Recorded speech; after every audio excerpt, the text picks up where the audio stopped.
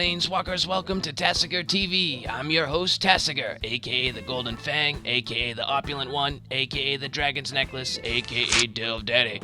In this episode, Kaladesh's introduction. First, I'll delve into the world of competitive multiplayer with an overview of the different game types the 11th Guild enjoys, and how to apply the point system to each. Next, I'll feature the mechanics, story, and cards of Kaladesh with a review of all the goodness from PAX. Then, I'll scavenge through the pages of magic lore to find out just what Chandra and Liliana were up to after their arrival on Kaladesh. And finally, I'll tutor up some strategy when I battle in match number 3 of an Eldritch Moon friendly sealed league on MTGO. Turn the page, zombie.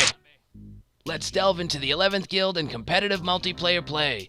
Just like zombies, magic game types can come in a variety of shapes and sizes, and the 11th Guild enjoys battling through a variety of different game types. As we take a look at how the 11th Guild applies their point system to multiplayer games, keep in mind that the default point scores are for 5-player games. The rank points may scale up or down as the number of plays change. A melee game is a free-for-all where any player gets to punish any player they want for any reason they got. Because a player is facing multiple decks at once, card advantage is almost always bad and battlefields get complex.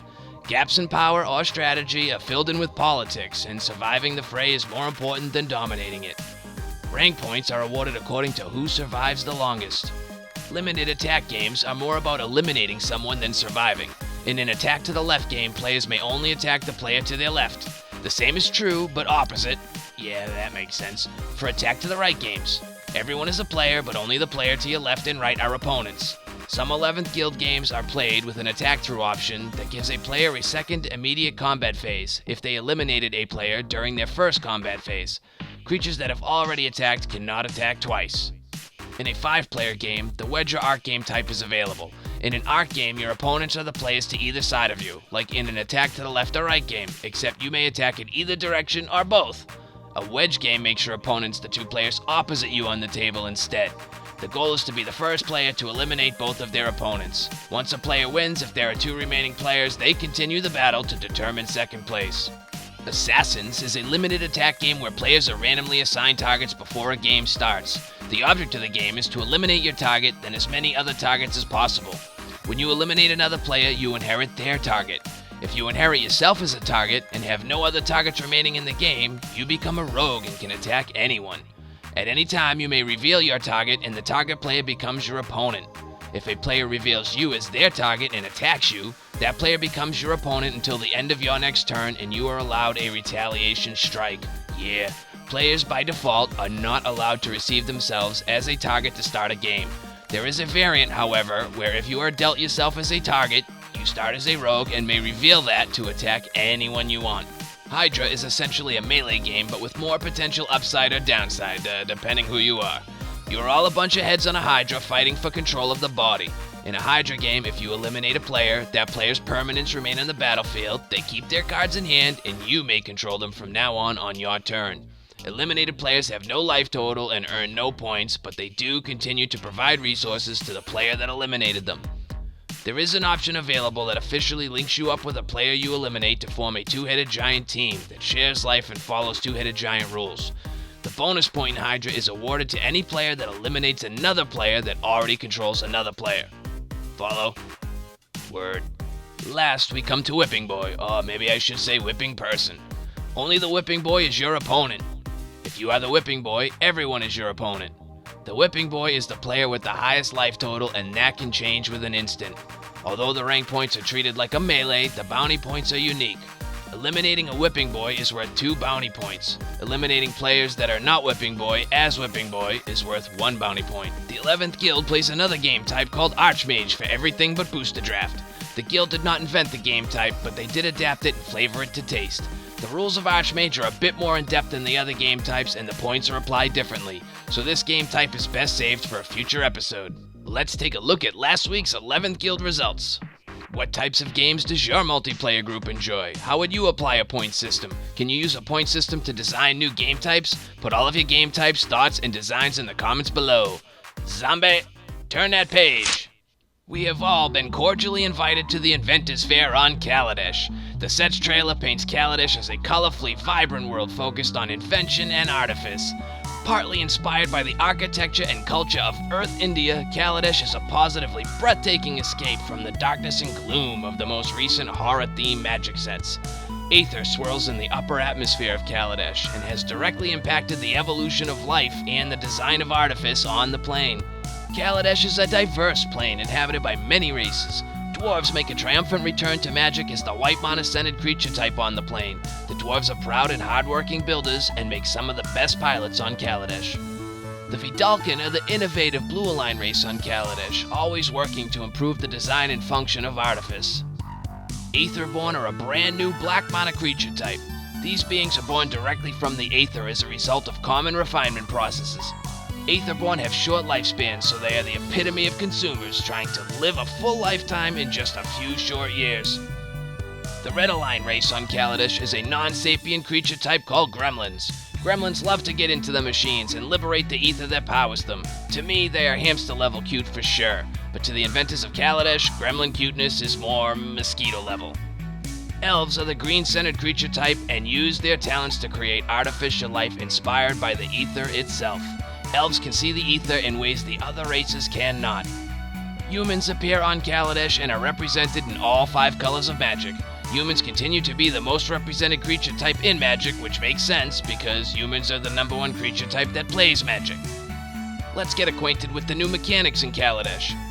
Energy is a brand new resource in Magic the Gathering. Many cards produce energy, many cards will use energy. How does energy differ from mana? It does not go away unless you use it. Each color of mana is capable of producing energy and using it to do on-color things. Do you use your energy up quickly in small doses to keep tempo, or do you build a massive energy reserve for a grand gesture later?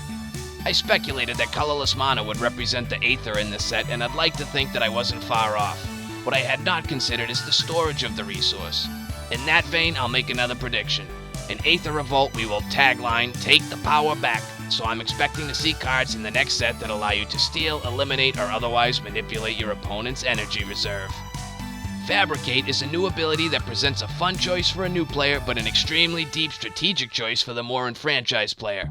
When a creature with Fabricate enters the battlefield, you either put counters on it or create servo tokens. The choice will be unique to each battlefield situation and looks like a ton of strategic fun. Vehicles finally drive into Magic the Gathering. Vehicles are a brand new artifact subtype that are not creatures on the battlefield by default. Vehicles require players to tap creatures in order to crew the vehicles and turn them into creatures for smashing and bashing purposes. There is a slight wonkiness to vehicles, but I think it needs to be that way to maximize the fun. Vehicles have summoning sickness, so unless they have haste, they cannot attack the turn they enter the battlefield, even if you have a creature to crew it. On the other hand, crew is not an activated ability, so you can tap a creature that you just cast to crew a vehicle that does not have summoning sickness. It is also possible for one vehicle that has been crewed to crew another vehicle. Yes, you can crew the rocket sled, and it can drive your air dreadnought. Kaladesh has introduced us to a number of fun new characters and has given us new insights into returning ones. Here are a few that are represented on cards. Saheeli Rai is an artifact-centered 3-mana Planeswalker. Planeswalkers of the 3-mana variety have been categorically awesome in Magic's storied past, but does Saheeli live up to the hype? I say yes, but there is a but. Saheeli doesn't have a way to protect herself, which can make her situationally bad. I think she is most at home in an artifact-centered control deck as a 5-mana Planeswalker. Turn 3, Fevered Visions. Turn 4, Artifact or Creature. Turn 5, Saheeli with 2 mana up to protect her. That being said, she may just be broken in older formats when she creates Turn 3 Black Lotus tokens. Chandra, Torch of Defiance, may be the most high-powered Planeswalker in a long time, but it makes sense being Chandra's home plane and all. 4 loyalty abilities, all of them powerful and relevant. Chandra's first loyalty ability provides both card advantage and inevitability. This is awesome for a +1 ability. Her other positive loyalty ability allows you to cast her on turn 4 for 2 mana, leaving 2 mana up to protect her or develop your battlefield further. Her negative ability is amazing protection because 4 damage should hit most turn 4 targets. By the time you would get her emblem from activating her ultimate loyalty ability, casting 1 spell should be enough to finish off your opponent. You are playing red after all. Fiery Temper you for 8. Nissa, Vital Force, is an interesting Planeswalker card.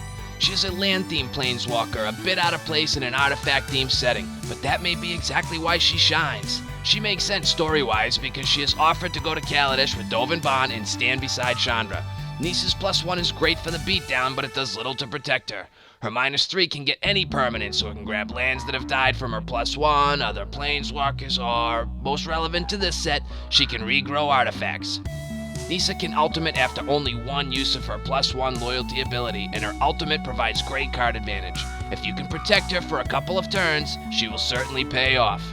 As a story side note, I wonder what happens when Nissa tries to connect to the Aether like she does ley lines on other planes. Gonti, Lord of Luxury, is a legendary Aetherborn.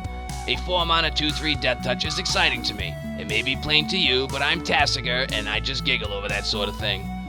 To add to Gonti's value, the Aetherborn reveals more of your opponent's deck and lets you potentially use a spell of their own against them without them knowing for sure which spell it is. I'm curious to see just how much Gonti messes with an opponent's game plan. Depala, Pilot Exemplar, is the red and white lord for dwarves and vehicles. She was most likely designed for Commander, so it is awesome that there is red in her casting cost. There may not be many red dwarves on Kaladesh, but there are plenty in Magic's early history, so Commander players should be happy. If vehicles become a large part of standard play or Magic in general moving forward, Depala could be a highly valued card. Sky Sovereign, Consul's flagship, is a Star Destroyer. But Tasigur, how do you even know what a Star Destroyer is? I've done my research on Earth. I do have blue in my color identity, you know. How can I rule what I do not understand? I understand that Sky Sovereign is a magical Star Destroyer.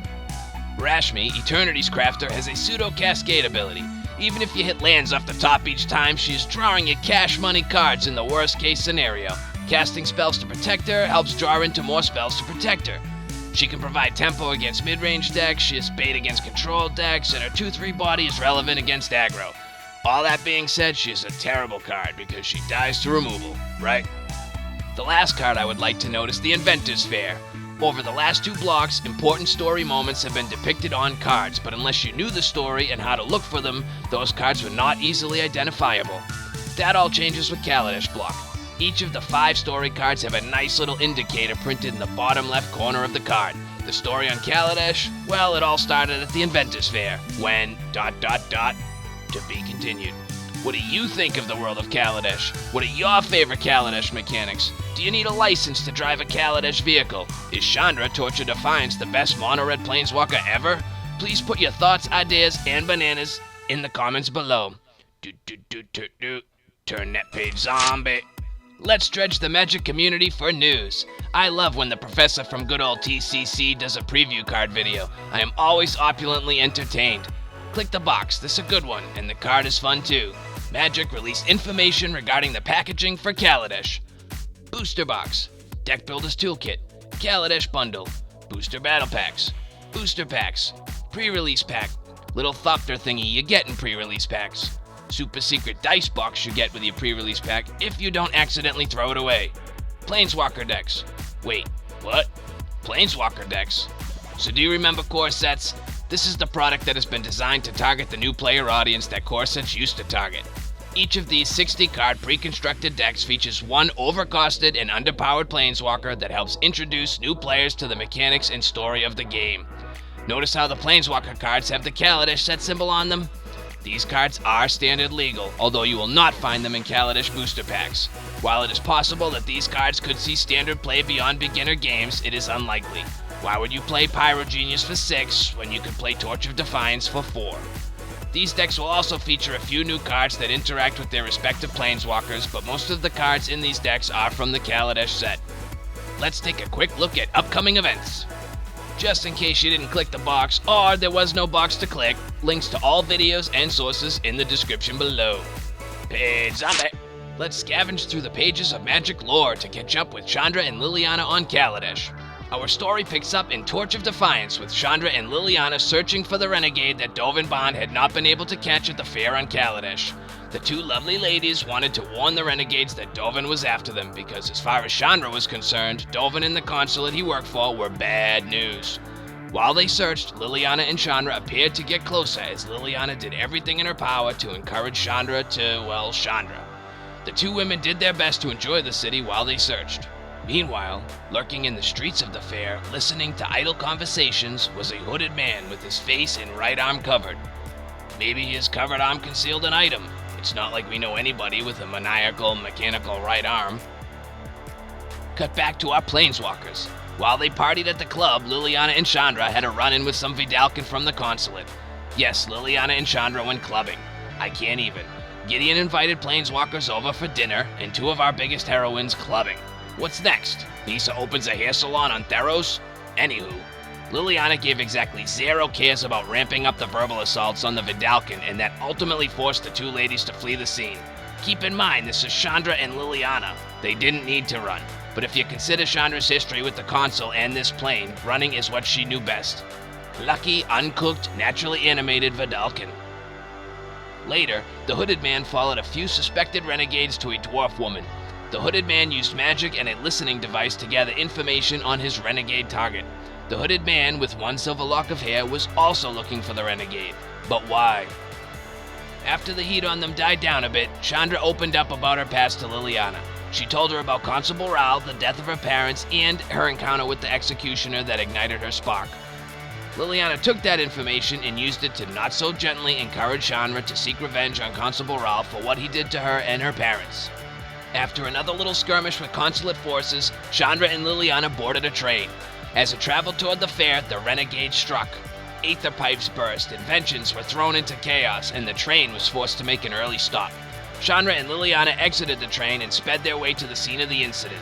There, Liliana used her familiarity with being shady to spot the Hooded Man with the silver lock and covered right arm. Chandra and Liliana followed the Hooded Man around the crowd until he stopped to confront an older woman. I'm not going to summarize the end. Let's take it right from the dragon's mouth. The man's hood was down now, revealing a head full of gray locks. His right hand, emerging from his sleeve, was a metallic claw, which he pointed at the woman. They had caught up to the man, emerging out of the crowd behind him, but it was the woman who commanded Chandra's attention. She had auburn hair like Chandra's, but darker, and now with wisps of gray. She wore welding goggles and carried a handheld welder, and glared at the claw-handed man. Chandra's heart stopped, and hot tears sprang to her eyes. She couldn't figure out how to say anything. I found you at last, Renegade Prime, the man said, aiming his metal hand at her as if he were pointing a weapon. Do you think your little spectacle is going to matter to my fair? The woman sneered at him. We'll stop you, head judge, if not today, one day soon. Liliana grabbed the man and spun him around to her. She uttered a name that Chandra didn't recognize with a disgust she didn't understand. Tasigur. And then, gaping at the woman with hair like hers, Chandra finally found a word of her own. She coaxed it to the surface of her mind, out of a sea of shock, and finally managed to breathe it out loud. Mom? Oh my dragon lord! Tasigur is the head judge on Kaladesh? Chandra's mother is the Renegade Prime? Chandra's mother is alive? My head is still somehow attached to my body after learning this? Take a breath, then put your hopes and dreams for our favorite pyromancer in the comments below. Link to the article is etched in the description. Turn the page, zombie. Let's talk strategy. I've joined an Eldritch Moon friendly sealed league. I'm 2-0 with my blue-green emerge deck, and I'm about to battle in match number 3. I will keep. I have 2 endgame cards, but I have both colors, 4 mana, and a drag under, and I think that's okay. I want to draw something of the 3 mana variety. Partisan, Cultist, Emissary, something like that. Okay, opponent plays a forest. I'll play a forest. Still looking to draw some early action, but not afraid. Opponent plays a swamp. I draw a Laboratory Blue. Laboratory Brute. I play a forest, save my islands. This way my opponent doesn't know I'm playing blue. It's a small advantage, but I wanted to make note of it. Okay, so I draw way more endgame. Dire Swine. I got about 3 big fats left in the whole 30-card deck. Okay. Play my island. Pass the turn. Opponent swamp, and then backward survivalist. It's a 4/3. Which my brute blocks nicely. So, play an island. Tap my mana. Play my brute. Put the top 4 cards of my library into my graveyard. Of course, grapple with the past. Pretty much the only card we don't want to see in the graveyard, but hey, it happens. At least now we know. Opponent untaps, plays a swamp. Tapping mana. Equestrian skill. Oh, it's a 7/6 trampler. Well, now my brute doesn't block so good. Okay, so that thing's gonna get in for 7. You know, good for you, opponent. But then I'm gonna drag it under. That is the best way to deal with that enchanted creature. Draw the second big pig. I like it though. Got the mana going. Next turn we could see a pig. So attack in with the brute. Let the brute do his happy 3 points of damage. Tap some mana. And drag under the werewolf. Peace.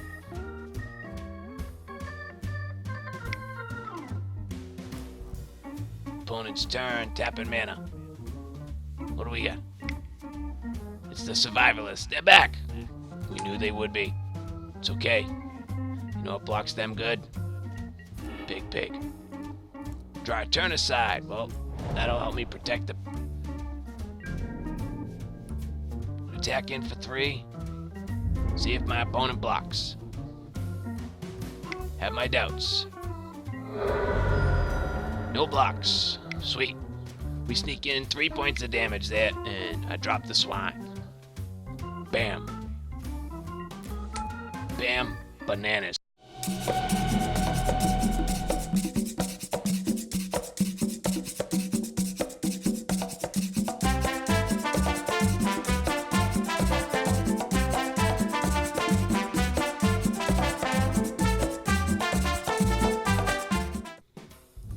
And that song is so catchy.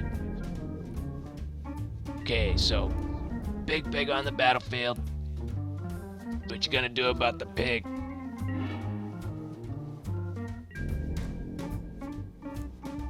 Okay, no attacks, no spells cast from my opponent, so we attack with everything. I'm gonna turn it sideways.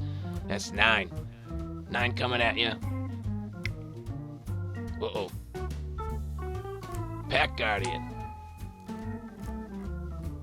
And discards a forest to create the token. Yeah, we're gonna see a double block. Boom. Yep, I'm okay with this. Still technically a 2-for-1 because I get the Pack Guardian and the forest that my opponent threw away. Not that exciting. But the best part is, I got another pig. Draw a Sasquatch Recruiter. Not as important right this minute.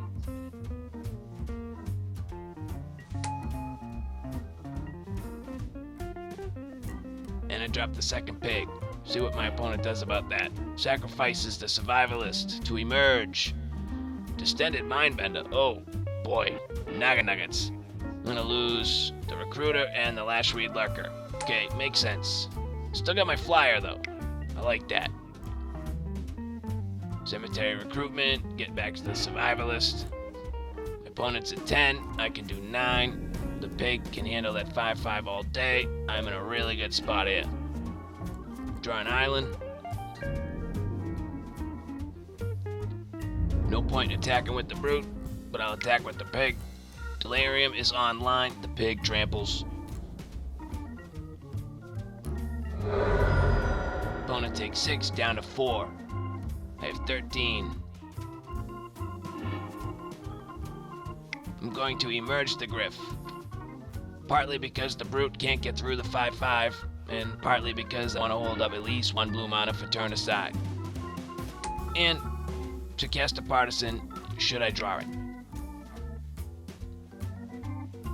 Bamf. Dragon Sauce.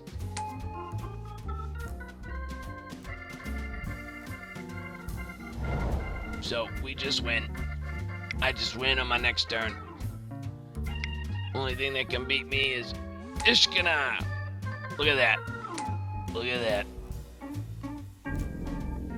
Only thing that can beat me is Ishkana. Okay. Well, that's gonna make it hard to punch in 4 points of damage. I cannot profitably block this 5/5 this turn. So I'm gonna take it. I'm gonna drop to 8. And then I gotta come up with a game plan. So I draw an advanced Stitchwing. That helps. Although I had a 3/4 Griff and a 3/4 Stitchwing and a 5 Toughness Giraffe Widow. I'm gonna attack with the Flyer.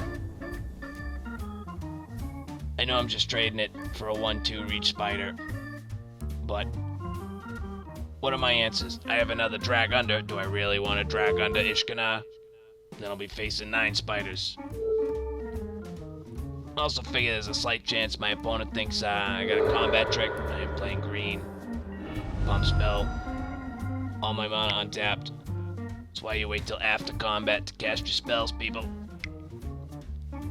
But it didn't work. I ended up trading the Griff for a 1/2 spider, but I dropped the Stitchwing and passed the turn.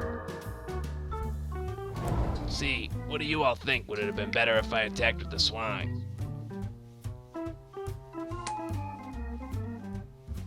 The Survivalist comes back. Opponent's developing their battlefield quite nicely.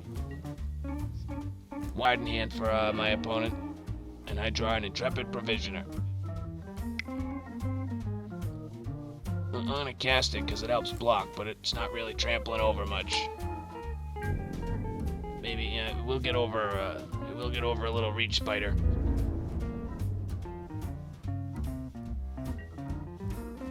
So, because I'm at 8, I didn't attack with the spider.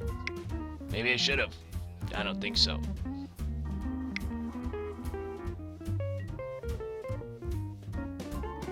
The Cursed Witch. Now I have to suddenly play around losing a life and my opponent gaining a life. And my opponent empties their hand with the Captive. Okay, well at least I know fully what I'm dealing with. I draw a Scuttler. Ooh. Emerge it. Bamf. Sacrifice the Partisan. Little 2/2. Isn't doing anything.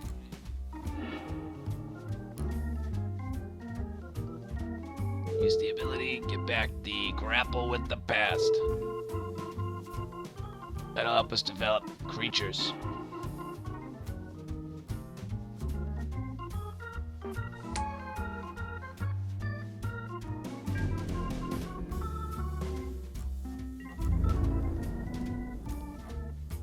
So at the end of my opponent's turn, I will grapple with the past and get back whatever seems most prudent at that time. Opponent plays a Wailing Ghoul, 1/3, put some cards in the yard.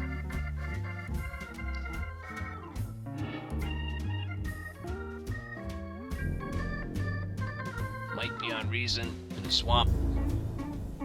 Note to self. Opponent attacks with the Accursed Witch.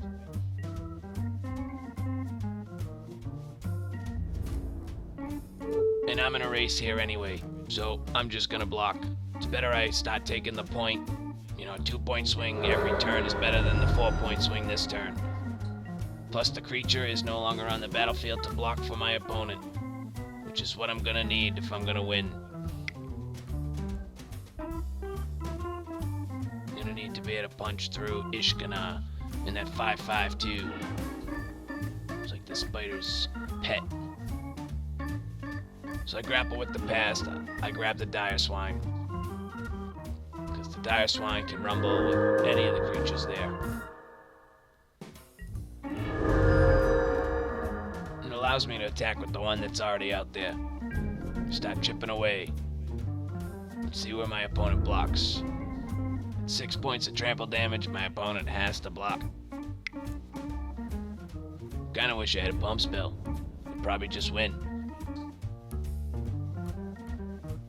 5/5 blocks. The 1/3 blocks doesn't block blocks again. 1/2 spider blocks. Of course I'm going to assign the damage to the 5/5. See ya, Mindbender. But that does leave a reach token alive to block my flyer. It's alright. I dropped the second pig. Pig number 2, the sequel, and pass the turn. Opponent Opponent's tapping mana, tapping. Thirsting Axe. Okay, that's gonna make a trample creature big. Okay, so yeah, goes on the survivalist. That thing's a ginormous trample. Yeah, there's the attack. Woo. Opponent shipping the team. Can I live and then swing back with 5? So Pig blocks the Graph Widow. The Scuttler will kill the survivalist, but I will also be taking 4. And then 1 from the Ghoul is 5, and then 1 from the Witch is 6. I will win this game with 1 life. I hope. Well, now my opponent cannot block my flyer. And I got a trample and swine, so, and what do you got? What do you got? This is it. This is for the marbles. This is for the jewels. This is for the opulence. Ah, Delve Daddy wins. Okay, let's get into that sideboard. I got good sideboard ideas. See, I need, you know, those 3/4 flyers of mine, I need to make them 5 power to kill Ishkana. So I'm gonna bring in Might Beyond Reason, because 2 +1/+1 counters conveniently makes my 2 3/4 flyers, 5 6 flyers. And if Tolarian's online, it's bonus. So we're gonna sub out a Drag Under for a Might Beyond Reason, because we do not want to drag under Ishkana. We don't. That just creates more problems, or spiders, however you want to look at it. Okay, so first this looks like a good hand, but it's not. 4 creatures of 5 casting costs or more on only 3 lands. Did have both colors. This hand is not much better, but I keep it. I throw that forest on the bottom. I need to draw into action. I want little tiny creatures that I can then grapple with the past and grab big giant creatures to emerge out of them. So I play a forest. My opponent plays a swamp. There we go. Cultist. It's exactly the kind of little 3-mana sacrifice I was looking for. Pass the turn. Play my island. Well, play my island, then pass the turn. My opponent cast Ghoul Caller's Accomplice. Okay, at 2/2. Do I want to trade with the cultist? Probably not. I think I want that cultist alive for a little bit. Alright, draw a forest, that helps. I'll play the island. I'll start trading 2 points of damage with my opponent. We can have a little back and forth with it. Why not? Unafraid.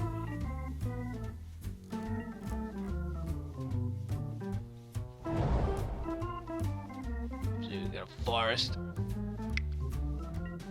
3 mana, Uvenwald Mysteries. Okay, well now I'm definitely not blocking. Whenever a creature my opponent controls dies, they get, what, a clue? And then they sacrifice clues. They make 1/1s. Yeah, I don't want to make 1/1s. Nope. Not me. It's not my thing. You know? So I draw an island, play a forest, bam. Attack with the cultist.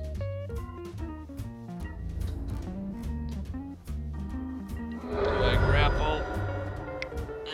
Nah, this seems like a great time for Eldritch Evolution. Bam. Sacrifice the cultist, draw a card. I draw a Keswick Direswine, which I am only 1 mana away from casting. But I'm gonna go fetch a Stitched Wing. It's been my favorite target for the few times I've used the evolution. 3/4 flyer. My opponent's turn, we get a fork in the road that puts a land in the graveyard and 1 in their hand. Should help.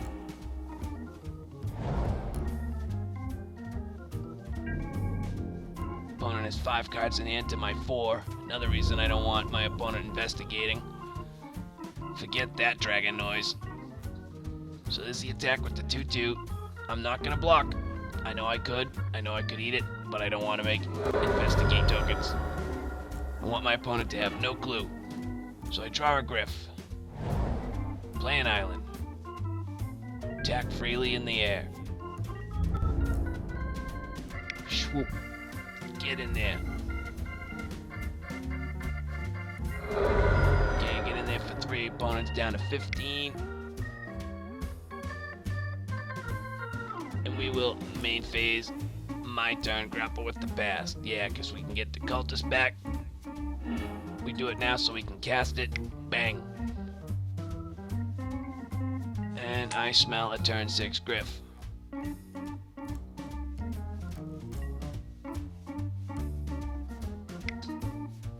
Okay, 4 mana and, well, it's that accursed witch. Not afraid of that either. I'm gonna win a race. The witch does not block flyers. I do not block and kill my opponent's creatures. So I take the 2 from the column down to 14. I draw a forest. That puts me in pig range. But I'm gonna drag under the witch. I'm gonna get in there for 5. Bring my opponent down to 10. Oh yeah. Dragunda was only 2 mana to target the witch. Everything that targets the witch is cheaper by 1. Tasigur wasting resources, not opulent. But attacking for 5 is. I get in there, bang, down to 10. Dragon sauce. Emerge the Griff. Draw 2 cards. It's my favorite. My favorite thing. You know, sacrifice you, draw a card, put you in, draw a card. It's win, win, win. Okay, draw my Might Beyond Reason and an island. So if I see Ishkana, I am unafraid.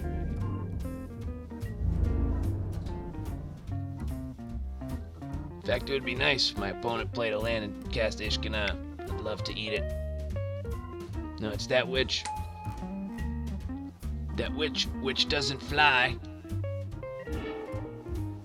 See, if I might be on reason, do I just win? No. It would be 8 damage, so I won't do it. But I will attack with both. Still, this whole game, I have not given my opponent a clue token or the opportunity to make a human. Humans can block.